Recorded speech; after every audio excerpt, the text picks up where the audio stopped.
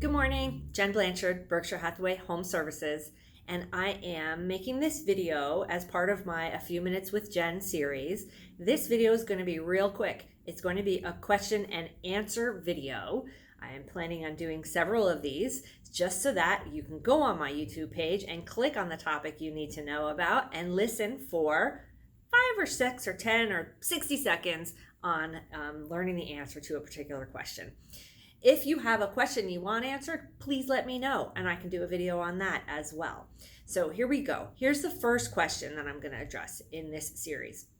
And that is, do I need to schedule my appraisal prior to having my home inspection? So this question goes out to the buyers in the audience. It's because buyers ask me this all the time. We negotiate a contract, you get a signature, it goes to the attorneys, it's in attorney review, it comes out of attorney review. Now you are contractually bound to buying this property unless you hit upon one of the contingencies that was written into the contract. So one of those contingencies is the inspection contingency. Another of those contingencies is the mortgage commitment contingency. Here's the thing, you can't wait on one to figure out the other. You have to kick off both processes at the same time as soon as you're under contract. Once you're under contract, you schedule your inspection. You also apply for your mortgage. Many people will ask me, can I wait to schedule the appraisal until I know that the inspection contingency will be closed?